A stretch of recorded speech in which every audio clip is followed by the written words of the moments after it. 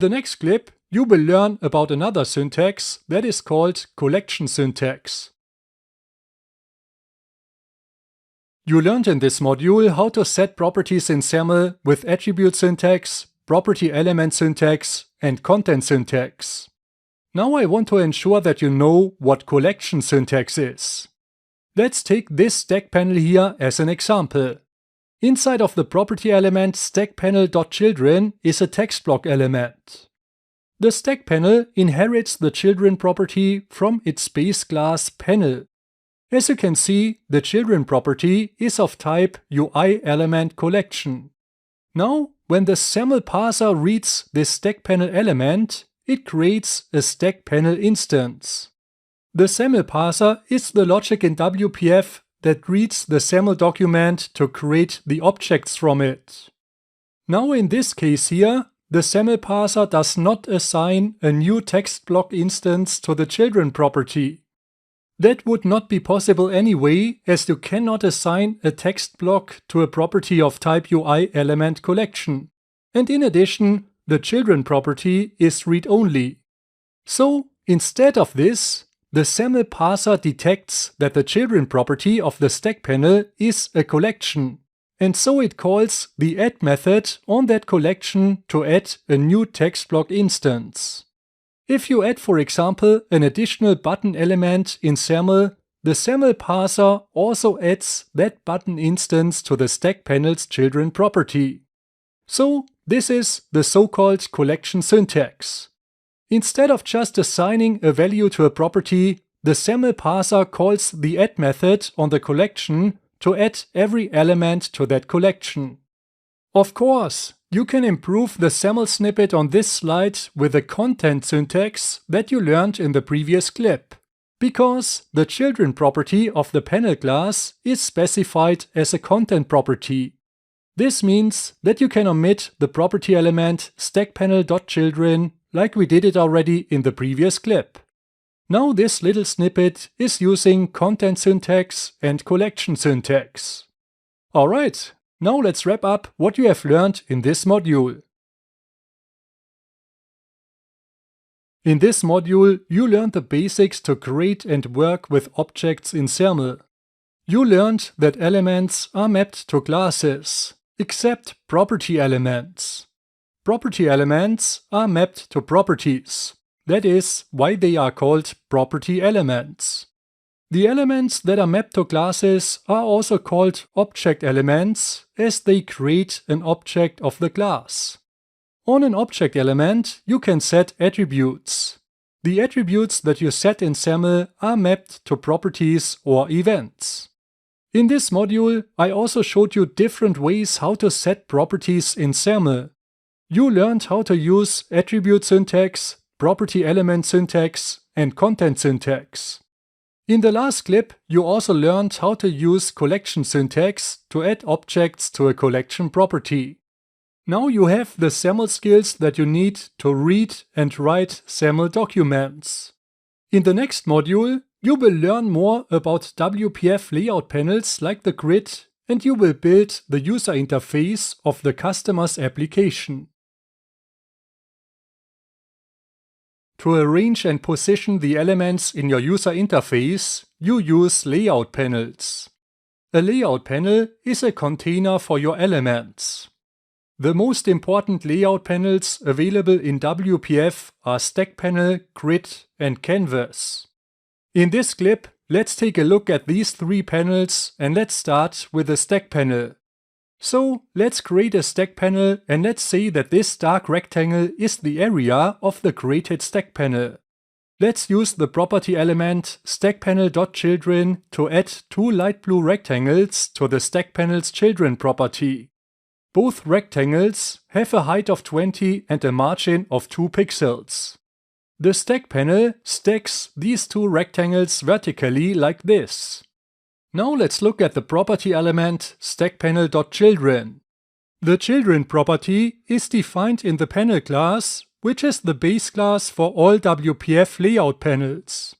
The panel class defines the children property as a content property with the content property attribute.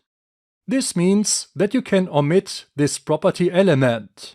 This makes your SAML code more compact. By default, the stack panel stacks elements vertically, but if you set its orientation property to horizontal, it stacks elements horizontally. Instead of setting the height properties on the two rectangles, let's set the width properties to 20, as setting the width makes sense when you have a horizontal stack panel. Now the stack panel arranges the rectangles like this. As you can see, the two rectangles are stacked horizontally. The stack panel is great for simple things, like for example to stack an OK and a cancel button. But to build the main layout for a user interface, there is a better panel, and that is the grid. The grid is the most powerful layout panel in WPF, and you will usually use it to arrange the elements in your main window. Now let me show you how the grid works. So let's define a grid here. The grid allows you to position your elements in rows and columns. To define rows, you use the grid's row definitions property with the property element grid.rowDefinitions. In this case, I have added two row definition elements. This means that you get a grid with two rows. Creating columns in the grid works the same way. You add column definition objects to the grid's column definitions property. In this case, the grid has now also two columns.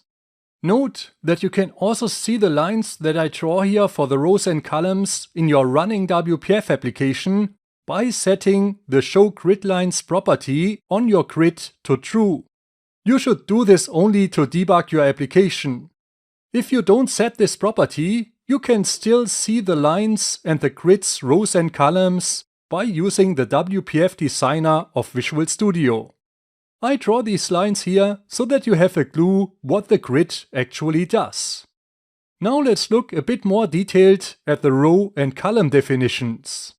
A row definition has a height property and a column definition has a width property.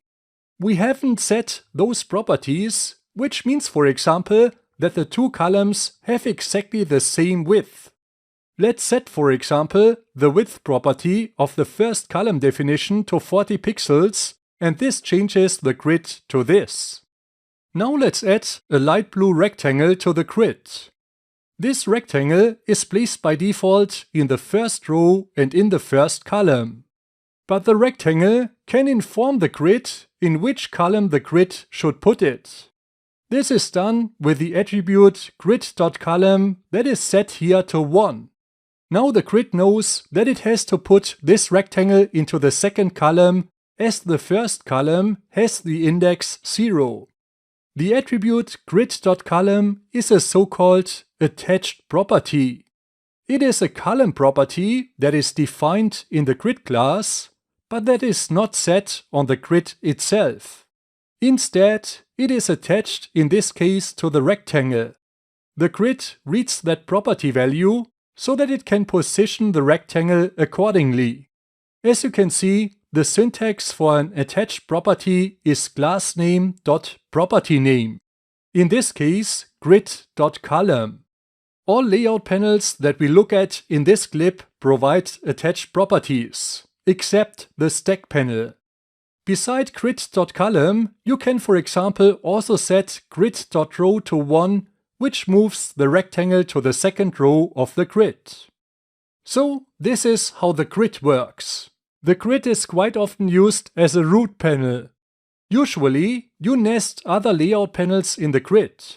So here, for example, instead of the rectangle, you could also add a stack panel to the grid, and then the stack panel itself could contain other elements and also other panels. So, you see, to build a layout, you usually nest different layout panels. Now let's also look at the canvas. The canvas is used to position elements absolutely. Let's create here a canvas that contains a light blue rectangle with a height and a width of 50. The canvas positions this rectangle in the top left corner. On the rectangle, you can set the attached property canvas.left to 50 to move the rectangle 50 pixels away from the left side of the canvas. You can also set the attached property canvas.top to, for example, 100 to move the rectangle 100 pixels down from the top. Now let's add also an orange rectangle with the same size to the canvas, so this rectangle is now in the top left corner. Let's set canvas.left to 75 to move it away from the left side, and let's set canvas.top to 125 to move it away from the top. Now you can see that the orange rectangle is rendered on top of the light blue rectangle. This is because the orange rectangle is added to the canvas after the light blue rectangle. The SAML document is read from top to bottom. To get a different behavior, you can change the order of the rectangle elements in SAML, or you can set the attached property panel.setIndex on the blue rectangle to a value that is greater than 0. 0 is the default value for the setIndex property. As you can see, now it is set here to 1. With this value, the blue rectangle is rendered on top of the orange rectangle. The canvas is a fantastic panel to position shapes like rectangles, ellipses, lines, and polygons. With the canvas and these shape elements, you can create nice drawings and diagrams in your WPF application. But the canvas is not a good choice to position UI elements like text boxes and buttons. This is because the canvas positions elements absolutely, which means it does not adjust an element size if there is more space available. But maybe you want, for example, that a text box grows when the panel gets more space. That won't happen if the text box is in a canvas. But if you put the text box, for example, in a grid, it can grow and shrink. Now you learned the basics about these three WPF layout panels. In the next clip, you will learn how to build the layout for the customer's application with grids and stack panels. In this demonstration, you will learn how to build a layout with a grid. Let's switch to Visual Studio. Here I've opened the main window SAML file of the customer's application. You can download the code that I use here from the course homepage on pluralsight.com. As you can see, on the grid in this main window, I have defined already 2 column definitions and 4 row definitions. The grid contains also elements for this main window. So when you scroll down, you can see here a menu element that contains a menu item with a header view. This menu item itself contains 2 menu items with the headers, customers, and products. As you can see, the headers contain underscores. These underscores are not visible in the running application. They are here for keyboard navigation.